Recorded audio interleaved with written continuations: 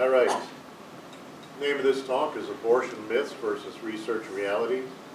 The 10 primary myths about abortion dispelled using statistics and actual documented facts. The basic problem we have is the media in this country is not biased. A lot of pro-life people think the media is biased, but it's really not.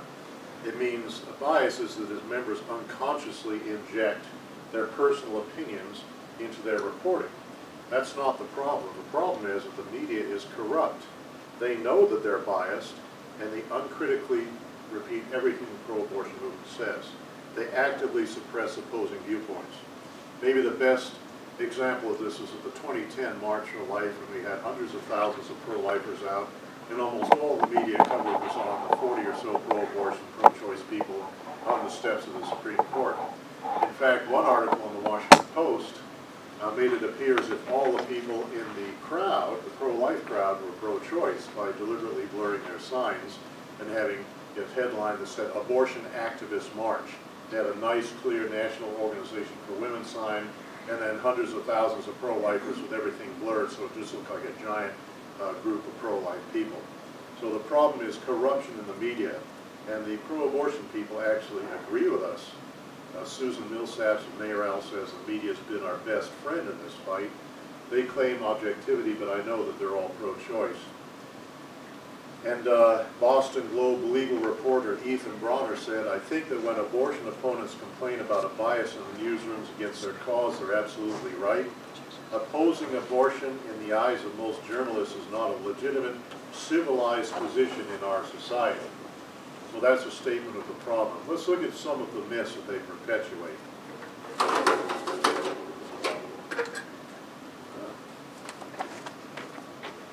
Now what's this here?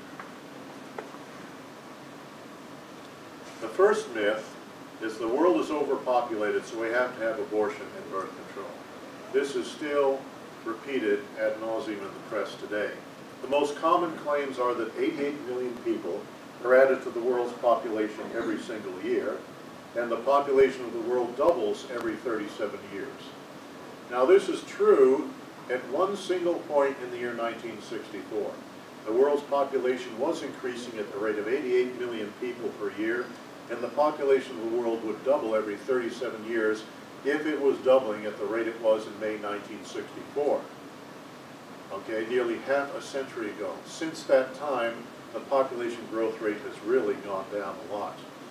This is a square, population square distributed by Planned Parenthood Federation of America in the 1980s and 1990s, and it says, if present birth rates continue, there'll be one human being standing on every square foot of land on Earth. Here is a square foot, try it, stand on it, then take a stand for Planned Parenthood. So what they are saying is that the population of the world would be 23,561 billion people, or about 250,000 people for every one on the earth today. Here is the world's most educated idiot, some people call him, Stephen Hawking, who should stick to the cosmos because he doesn't know what he's talking about when he's talking about population. He said by the year 2600, the world population will be standing shoulder to shoulder, and electricity consumption will make the earth glow red hot. Now, how people are going to stand shoulder to shoulder on a world that's glowing red hot, he doesn't explain. But the same scare tactics apply here as Planned Parenthood, and the media repeats this constantly. What is the world population? It is now about 7.2 billion. And according to the United Nations Population Information Network, it will peak out at about 8.1 billion, and then it will start to drop. So the world's population is increasing by about 30 million people a year. The world's increase in population is about 0.5% now, and in about the year 2045, the world population will peak and then it will start to decline like it already is in Europe. In Europe, they're losing 2 million people a year despite massive immigration from the south. The whole population of the world could comfortably fit in the state of Texas, and you could have 1,000 square foot per person. The whole world population of the entire rest of the world is completely empty. Although why anybody would want to live in Texas, I don't know. Or The entire world population could comfortably fit in the country of Chile, where everything else is completely empty. Or in France. But I think there's a problem with that because there's a lot of French people in France, and I don't think too many people want to move there. So everybody in the world would fit in the nation of France with 1,000 square foot per person, relatively comfortable amount of space. It'd be like a giant city, but still everybody could fit in this country with the entire rest of the world being completely empty. The press just loves Paul Ehrlich, even though he and his wife have been wrong on virtually every prediction they've ever made. This is the most spectacular flop here. In 1968, he wrote the very famous population bomb, and he said the battle to feed humanity is already lost here in 1968. Will not be able to prevent large-scale famines in the next decade. 65 million Americans will die of hunger by 1985. The U.S. population will decline by 22.6 to 22.6 million by the year 1999. Talk about swinging and missing. Talk about blowing all the air out of the infield. This is just the most ridiculously wrong conclusion or prediction anybody's ever made about population. We currently have a population of about 320 million, and it's still going up. And as for 65 million Americans dying of hunger, well, I don't think that's exactly correct. If you look at any supermarket checkout stand, virtually every magazine tells you how you can lose X number of pounds by Easter or summer or all the rest of it. We're struggling with a lot of problems of overweight, not people starving to death. And this cartoon says, got these three scientists here, the population of bomb appears to have landed, but it didn't explode. If you look at the population growth of the world, Europe is not replacing itself anymore. In fact, more and more European nations are going negative population growth. 2 million people less in Europe now than there were at this time last year. Also, we see in the southern part of Africa where abortion is legalized, in South Africa, Lesotho, Swaziland. We see Suriname and French Guiana over here in South America. All of these countries are actually losing population. We see very weak population growth in North America and the rest of Europe, China of course. We still see stronger population growths in most of South America and Africa. Africa is a target of most of the population control dollars in the world today. And I'll talk about some of the abuses that happen under these population control programs this afternoon. Now, if you want a big picture look at everything, go to the United Nations Population Information Network. Just go to Google, type in POPIN in capital letters. They have 37 demographic indicators on every country in the world from 1950 predicted all the way out to 2010. They'll tell you just about everything you need to know. So if you look at how things have been going in the world, back in the 1950s, if you look at the arrow at the bottom, the average woman in the world had 5 children, just as recently as 1950. The average woman in the world had 5 children. But then the population controllers started to get active, and you can see the arrow moving. We're now just above population, more and more countries going under replacement population, until finally the United Nations projects that way out in 2100, in about 87 years, not a single country in the world will be replacing its population. Well, this is what the future of the world looks like. You think you got problems with an increasing population, just wait to see what happens when you start to have a decreasing population.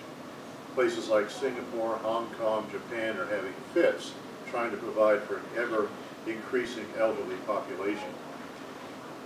Now we have the global warming situation.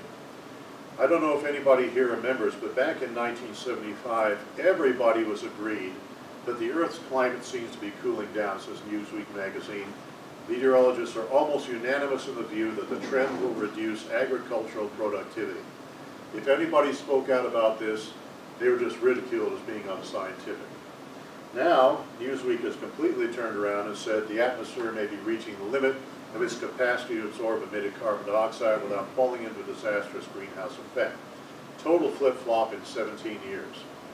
If you remember what the media used to say in 1975, that in the background is a picture, I think, of the Caribbean, as it's supposed to be, as it was going to look according to the people who were talking in 1975. The New York Times said a major cooling of the planet is inevitable. This cooling trend could result in a return to another ice age. We're going to have a full-blown 10,000-year ice age involving extensive northern hemisphere glaciation all the way down to Miami. There's going to be nothing but glaciers. A new ice age now stands alongside nuclear war as a likely source of wholesale death and misery, according to International Wildlife. So in just 17 years, they completely flip-flopped. Now, what's the truth about this? They're telling us the truth when they say that the world's temperature is heating up. But they're only telling a tiny part of the truth. As you can see here, we have gained about 1 degree Fahrenheit worldwide from 1900 to the year 2000. We've warmed up by about 1 degree Fahrenheit. But what they don't tell you is look at the worldwide situation over the past 4,500 years, as they determined from glacial drilling in both Antarctica and the Arctic. You can see there what they're showing us is only that little part in the yellow square there, the yellow rectangle. The Earth's temperature is rising, but it's strongly dependent upon volcanic activity, not man's activity. Krakatoa, for example, back in 1894, when it exploded, it released more junk into the atmosphere that could make up for more than 50 years of current CO2 emissions. So all we need is another Krakatoa, a huge explosion every 50 years or so, something like Mount St. Helens, and it throws so much junk into the atmosphere that it increases the reflectivity of the atmosphere and less sunlight gets through. So it's not man's activities as much as it is volcanic activities that determine what the Earth's temperature is going to be. Already, the trend in increasing temperature in the world seems to be slowing down. We appear to be reaching a peak, and pretty soon it'll start to cool off again. And in 30, 40, 50 years, Newsweek and all the other people are going to be saying, you're insane if you don't accept this idea that the Earth is cooling off again. So what's going to happen? Is the Earth going to burn up, or is the Earth going to freeze? Anybody really know? Nobody really knows what's going to happen. If there is global warming, there's the primary source. Our man Al Gore, inventor of the internet. Overpopulation,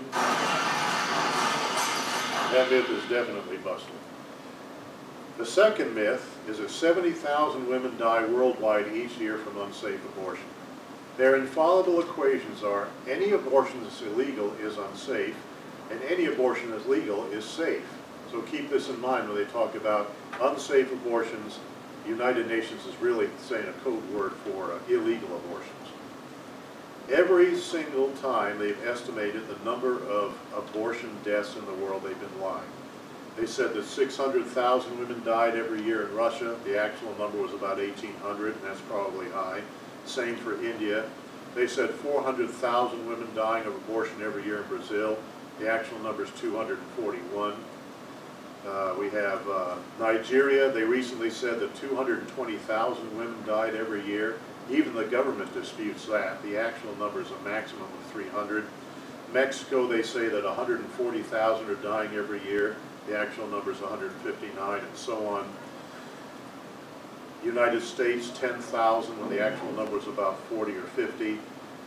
And they used to say that 1 million women died every year in the world of illegal abortions. Now they say 70,000, but they're still claiming that in India there are 600,000 deaths due to illegal abortions every year. The last time I took a math class, 600,000 was larger than 70,000, but that doesn't seem to bother the people who put forth these statistics.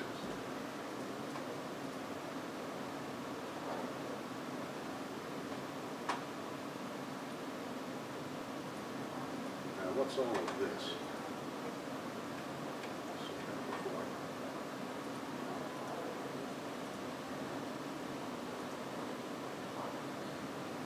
Before Roe v. Wade, says USA Today, hundreds of thousands of women had illegal abortions annually, and 1 in 10 of them died.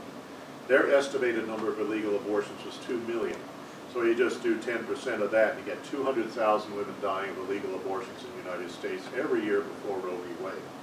Even that was wildly out of whack according to the pro-choice people. Illegal abortion deaths before Roe v. Wade. Back in 1947, just after penicillin became widely available, it was 583, and it rapidly dropped from then. The actual number before Roe v. Wade was 65. The year of Roe v. Wade was 47, and then it dropped again to 33. So you can see Roe v. Wade did not assist in the lowering of maternal death rates. It was already a trend that was going down very fast. Here's Bernard Nathanson, the reformed abortionist who did 60,000 abortions by his own hand before he became pro-life.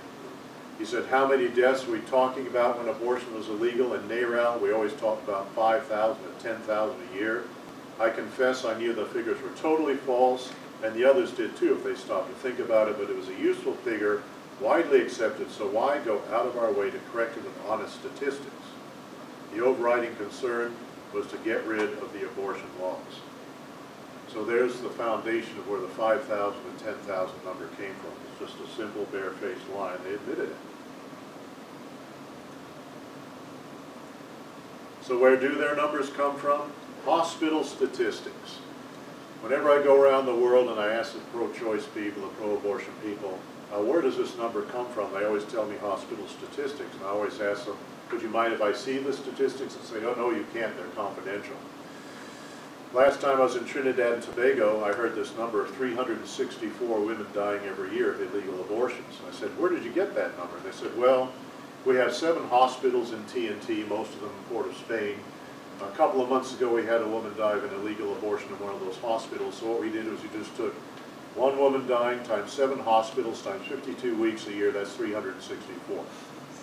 So this is some of the ways they come up with these imaginary numbers.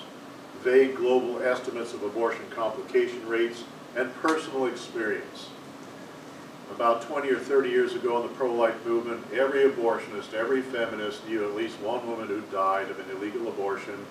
You know, their aunt or their mother or their sister or their daughter or somebody they knew, something like that. And NARAL had the Silent No More contest where they wanted to have 100,000 women write in about how they knew somebody who died of an illegal abortion.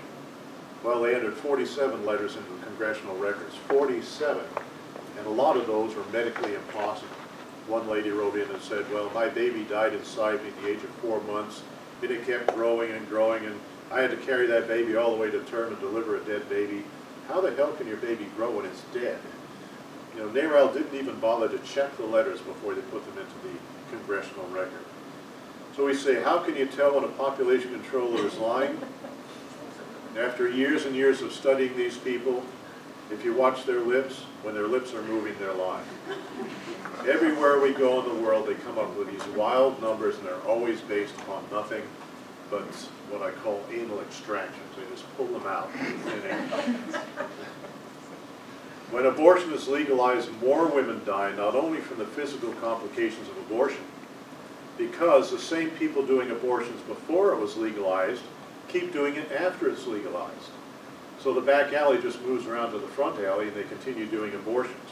The abortion racket attracts the worst elements of the medical profession: drunkards, drug addicts, incompetents, and those who care only about money. You cannot believe the things these people have gotten into. Every kind of crime you can possibly imagine: murder, death threats, fatal botched abortion, sex slavery. You need an abortion provider every time you have a sex ring, especially down in the South. Incest, cannibalism, rape, harassment, indecent exposure, vandalism, feticide, forgery, everything these guys get into is just amazing. For example, abortionist John Baxter Hamilton, he was a big-time abortionist down in Oklahoma City. He bashed his wife's head in with a brick and then went back to the clinic to do more abortions. This was on Valentine's Day back in 2002. Another idea here, another example of the media bias is they never reported that he was an abortionist. They just called him a doctor, a local physician. It took pro-lifers to dig that out. And pro-abortion people threatened the lives of the prosecutor in this case. Abortionist Malachi DeHenry killed his wife, put her in her Mercedes, and pushed her off a cliff. He was convicted of murder. Abortionist Alicia Louise Hanna, talk about your illegal abortionist. She had no medical training at all, but she did many, many abortions, butchered many women. She murdered abortion client Angela Nieto Sanchez, found guilty of murder. In fact, she dragged this poor lady's body out of her abortion mill and tried to stuff it into the trunk of her car while her 4 living children were watching the whole thing. John Biskin, the abortionist, was found guilty of murdering abortion client Luann Heron. He severed an artery close to the uterus and just walked away when she started to bleed to death. Abortionist Bruce Stair murdered abortion client Sharon Hampton. He was found guilty of murder. Here's Brian Finkel, sexually molested more than 100 of his abortion clients, and guess who the National Organization for Women was defending? They're supposed to be for women, but they said that all of these 111 women testifying against him were lying, that this guy was telling the truth, this male abortionist. Now he's in jail for 37 years. Here's a particular piece of work here. Alan Zarkin liked to carve his initials on his patient's stomach, AZ, once he got done sterilizing him or aborting him. If we hear, what have you heard about most in the media? Pro-life murders or pro-choice murders? You never hear anything when an abortionist murders somebody. You never hear anything when a boyfriend wants his girlfriend to get an abortion and she refuses and he kills her. We've had 8 so-called pro-life murders since back in 1991. If you add the confirmed pro-choice murders, it looks like this. If you add to that the fatal botched abortions, another 551, it makes those little black squares look kind of small. But who do you hear about all the time? The so-called pro-life murders. The summary of killings since 1973, murders and homicide among the pro-choice people, fatal botched abortions, 853 total deaths. On the pro-life side, 8. So they outnumber us more than 100 to 1. 2 more women were killed by their boyfriends just last week for refusing to have abortions. In the United States, at least 50 women a year are murdered by their boyfriends or husbands because they refuse to have abortions. And all of this is documented on abortionviolence.com. The third myth, abortions are necessary for rape, incest, birth defects, and to save the life and health of the mother. These are the typical pro-abortion clients that they trot out every time they're going up against some kind of a pro-life law. A 44-year-old mother of 9 children, she's got uterine cancer, she will definitely die if she has another child. An 11-year-old incest victim, the older mother carrying a baby with anencephaly, the baby will die right after birth anyway, and the poor black woman on welfare. Notice the sympathetic cases here. But the reality was given to us by the Alan Guttmacher Institute, which is a research arm of Planned Parenthood.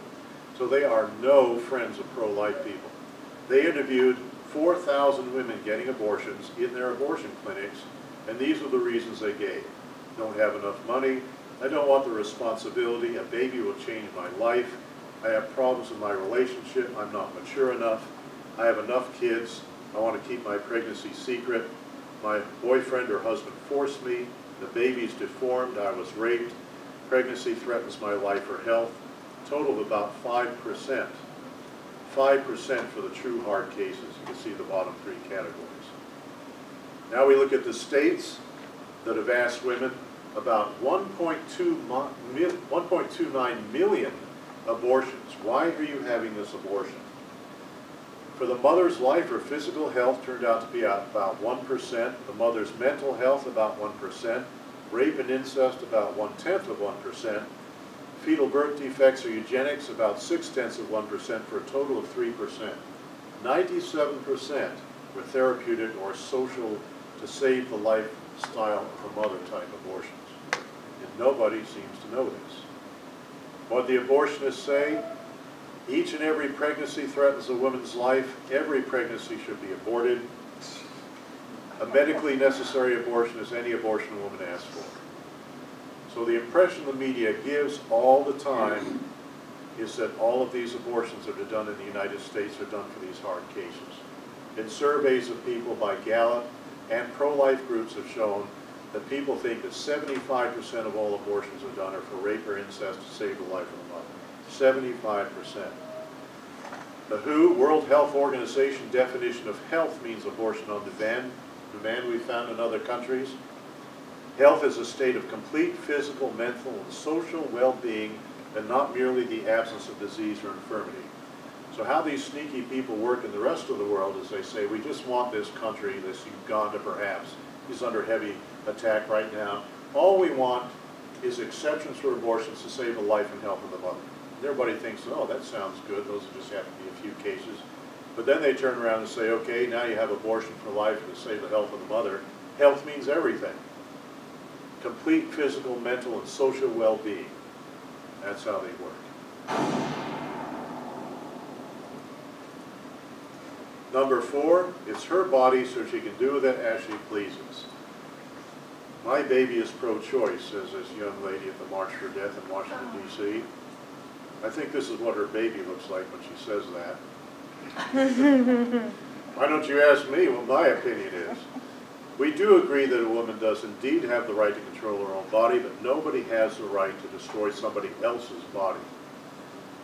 Now, medically, we can prove that it's not part of her body. Just because it's inside her and depends upon her for all of its nutrition, and hydration, and oxygenation does not mean it's part of her body any more than we're part of this building upon which we depend for our air and all the rest.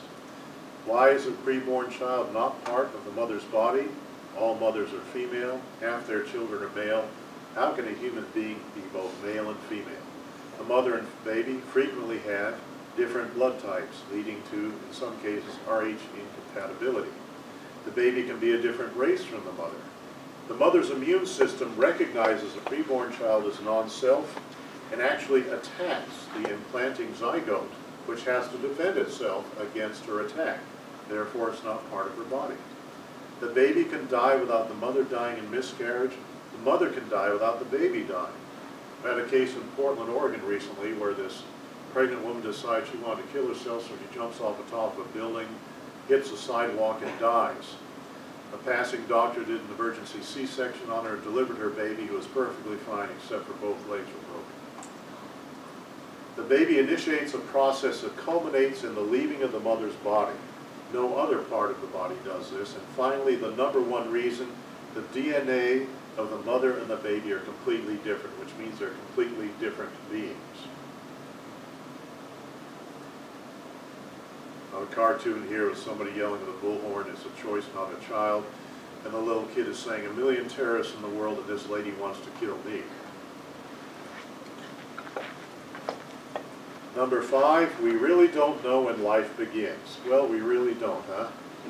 Oddly enough, life begins at fertilization, or as some people call it, conception, for all of these animals here that were at one time or another endangered. The panda, the zebra, the tiger, elephant, the African elephant, the bonobo, even the cane toad and the Galapagos tortoise is recognized scientifically by zoologists that life begins at fertilization. So why not for people?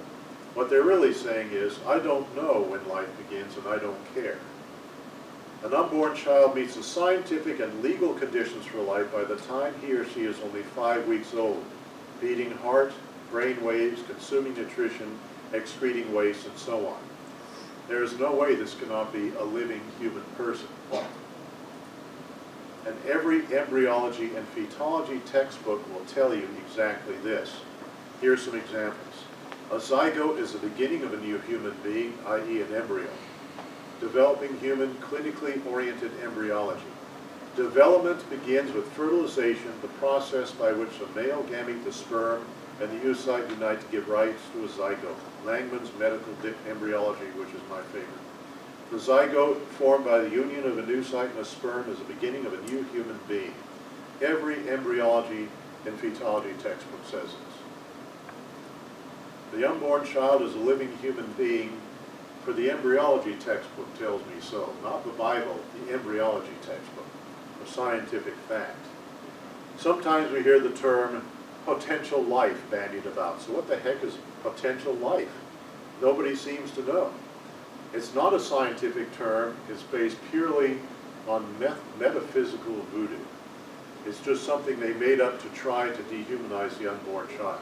There's no such thing as potential life, just so long, there's no such thing as you're partially pregnant.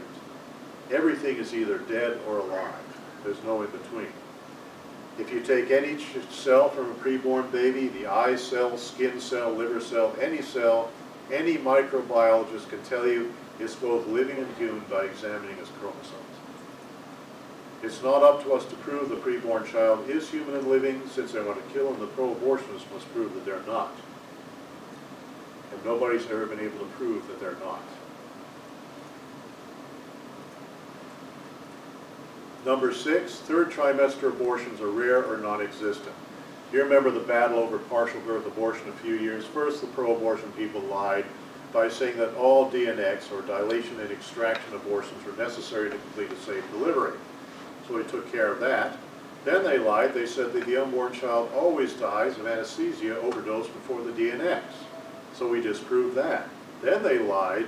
They said the unborn child does not feel pain during the DNX procedure. Ultrasonography shows clearly that they do. Finally, they lied and they claimed that the DNX procedure is only done in the most extreme circumstances, like fatal birth defects. What they said then, keep in mind this quote, this particular procedure, the partial birth abortion as we call it, the DNX abortion, which is the scientific term, is used only in 500 cases per year, most often when there's a severe fetal anomaly or maternal health problem detected late in pregnancy. Remember that. 500 cases a year done for fatal birth defects, says the National Abortion Federation. This procedure is extremely rare and done only in cases when a woman's life is in danger or in cases of extreme fetal abnormality, Planned Parenthood. Now the pro-abortion leaders are their own worst enemies because they can't keep their facts straight. Marvin Haskell, inventor of the PBA or DNX, says that 80% of the procedures he does are purely elective for social reasons. Third trimester DNX abortions. James McMahon, who's the most prolific partial birth abortionist, says the primary reason he does them is for depression. So he says, are you feeling bad about this pregnancy? Yes, I am. Okay, you can have your third trimester abortion. Now remember what the what the NAF said, just pass there, that they're all done for to save the life of the mother or for extreme birth defects.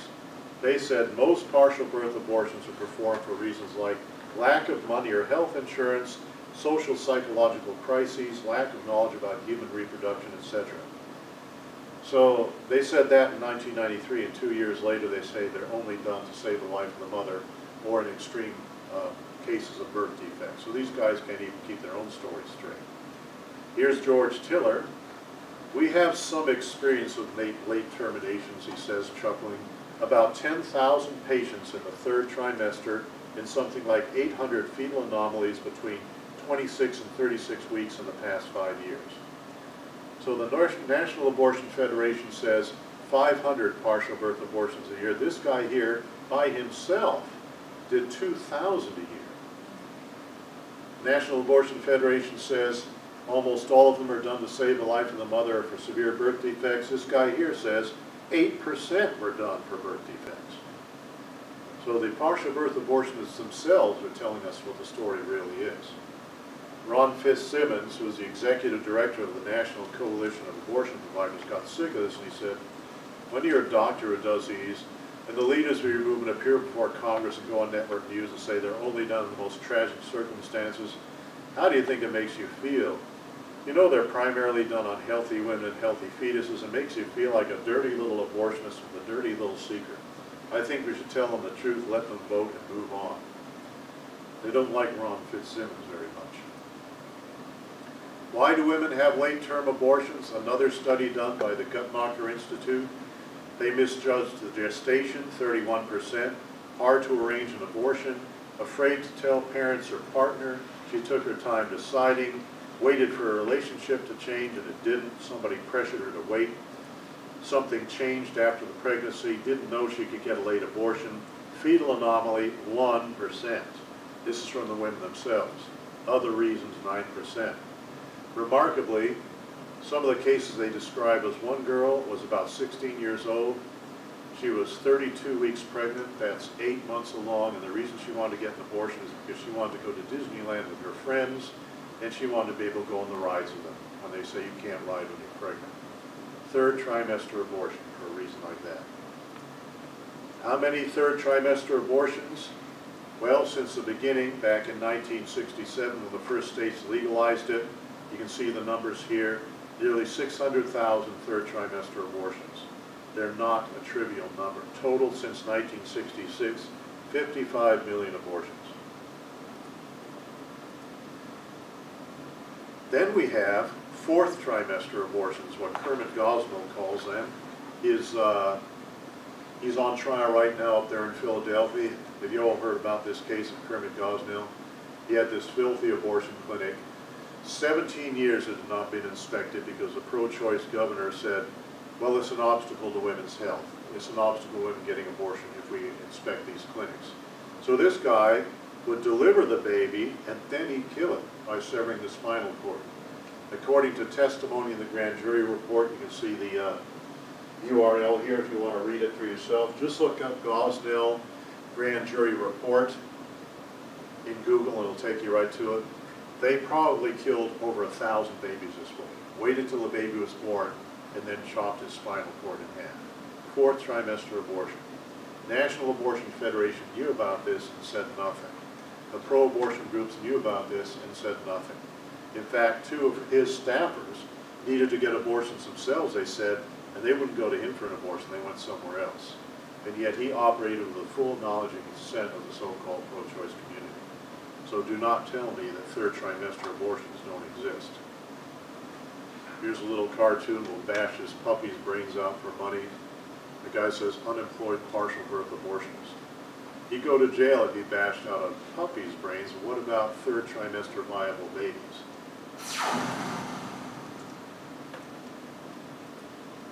Abortion myth number 7, Americans are pro-choice. Funny little cartoon here, getting their horns all tangled up. Do Americans support Roe v. Wade? Who knows? Anybody knows? Do Americans support Roe v. Wade? Americans do support Roe v. Wade by a large margin. And that's why these guys can get away by saying that Americans are pro-choice, because they don't dig any deeper. But hold your horses here for just a minute. Let's look at the typical question, they ask. A typical poll, the Harris poll of October 2007, look at how much they emphasize the first 3 months of pregnancy. The U.S. Supreme Court decided state laws which made it illegal for a woman to have an abortion up to 3 months of pregnancy are unconstitutional. The decision on whether a woman should have an abortion up to 3 months of pregnancy should be left to the woman and her doctor to decide. In general, do you favor or oppose this part of the U.S. Supreme Court decision making abortions up to 3 months of pregnancy legal? They hammer on that over and over and over again. And the result was 56% said, yeah, we support Roe v. Wade. 41% said, no, we don't. But now we look at other polls that go into more depth. With respect to the abortion issue, would you consider yourself to be pro-choice or pro-life? Back in 1995, only 1/3 of people said, I consider myself pro-life. 56% pro-choice. Then all of a sudden things started to turn around, and look where we're at now. 2012, 50% of people say they're pro-life and 41% pro-choice. We're gaining 1% a year steadily on the average. And why is this? Because the pro-life message is getting out there. People are seeing the humanity of the unborn child. And that's why when the Genocide Awareness Project came here with their great big pictures of bloody aborted babies a few weeks ago, that's why the pro-abortion people can't stand that kind of stuff. They do not want people to see that. That's why they fight the ultrasound laws. You've got to have an ultrasound before you have an abortion. They don't want the woman to have informed consent. They want her to be ignorant. Gallup trending opinion polls, once again, every single category except one has become more pro-life in the last 11 years. Men, women, young people, college graduate, Christians, independents, only atheists have gone slightly down. So we are gaining more and more. It's like water building up behind a big, strong, pro-choice dam. Eventually, all that pro-life water is going to start flowing over the top of the dam, and then the pressure is going to collapse the dam completely, and it's going to happen pretty fast. Should abortion be legal if the mother's life is in danger? 83% of people said yes, it should be legal. That's about 1 out of every 600 abortions. For her physical health, Wide margin said yes, it should be legal. Mental health, about 1% of all abortions, 61%. Birth defects, well, we're not so sure about that, but we'll still go with that. Kill a kid if it has a birth defect. Rape and incest, absolutely yes. But social reasons, which account for 97% of all abortions, only 36% said they should be legal and 61% said they should be illegal. First trimester abortions, 62% of people approve, say they should be legal, and this is exactly what they think Roe v. Wade is all about. But second trimester and third trimester abortions, absolutely not. 10% only support the third trimester abortion. So what does this mean? Do you favor or oppose? Look at all of these restrictions on abortion. They're massively supported by the public. Under 18, parental consent, informed consent of the woman, ultrasound requirement, not so close, but husband notification, definitely. Alternatives to abortion, 88 to 11%. What does all of this mean? If abortion was put to a nationwide referendum tomorrow, Americans would vote to ban 97% of all abortions. So people support Roe v. Wade just because they don't know what it actually did. If we had a vote tomorrow, 97% of all abortions would be thrown out the window. Number 8, men have no right to speak out about abortion. The hypocrisy meter is really pegged on this one. We have these smarmy idiots, I don't know who these people are, but look at the stupid look on that guy's face. If men could get pregnant, abortion clinics would be like Starbucks. There'd be 2 on every block, 4 in every airport, and the morning after pill will come in different flavors like sea salt and Cool Ranch. I don't recall the pro-abortion people objecting when 9 old men gave them abortion on demand. Do you? I mean, if they're going to be consistent, they should have said, hey, you old dudes, shut the hell up, we'll sort this out for ourselves. Well, they celebrated it. Basically, the validity and truth of an argument has nothing to do with a person's sex, age, race, or any other variable. If a statement or argument is true, it's true. It doesn't matter who says it. If somebody says you can't talk about abortion because you're a man, you're being a sexist. Simple as that. If this myth were true, women should not talk about war, white people shouldn't talk about racism, Gentiles should not be able to talk about the Holocaust, and women should be prohibited from speaking about sports that only include men. Free speech, people, you know, you have to tolerate even that speech you don't like. Since men can't get pregnant, they should have no voice on abortion. If men became pregnant, abortion would be a sacrament. You see those bumper stickers sometime. But most of the leaders of the pro-abortion movement are older women past menopause. What gives them the right to talk about abortion? You got Nancy Pelosi, she's close to 70. Molly Yard, she's 83 now. Frances Kisling, she's over 70. Kate Michelman, she's about 70. Faye Waddleton is 60 now. What gives them the right to talk about abortion? You know, if you want to be really, really consistent about this, and I'm sure the liberals prize that consistency very highly, you got to be a fertile female who's not been neutered, or on the birth control pill, or on the IUD. They're the only ones who can talk about abortion. Doesn't make any sense. Number 9, almost done here. You can't legislate morality. I love this one. You can't legislate morality. The clue meter just doesn't even give a little jump on that. Name one law that does not legislate morality in some way. All laws legislate morality. This is a silly, silly slogan. Some uneducated people say the church and state always have to be separate, especially in the laws we write. So let's get rid of the 5th commandment: murder, homicide, suicide, mutilation, drunk driving, kidnapping, sale of use of dangerous drugs.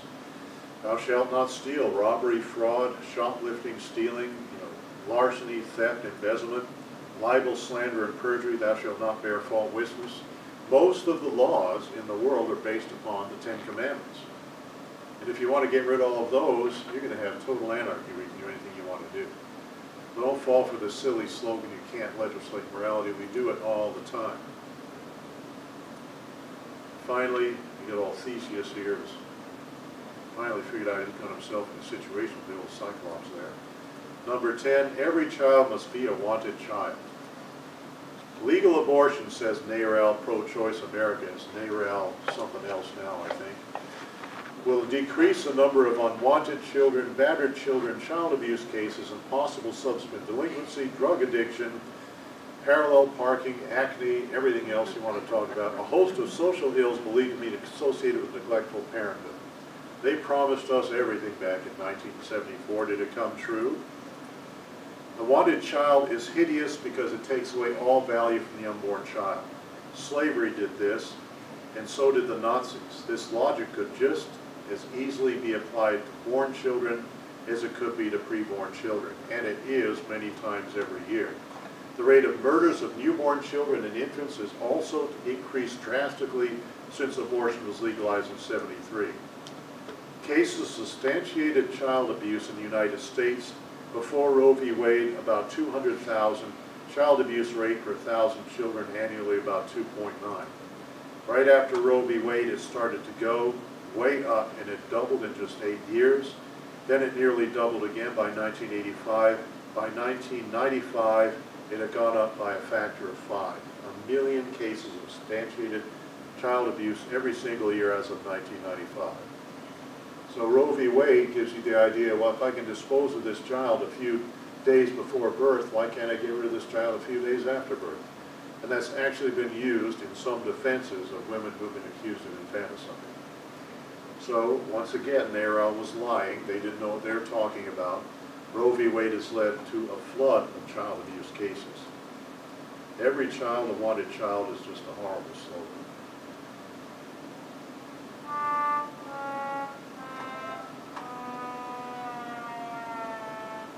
Fail. All right, that does it for the 10 myths about abortion. Had to rush through it, kind of. Had 45 minutes. We're finished right on time. Anybody got some questions?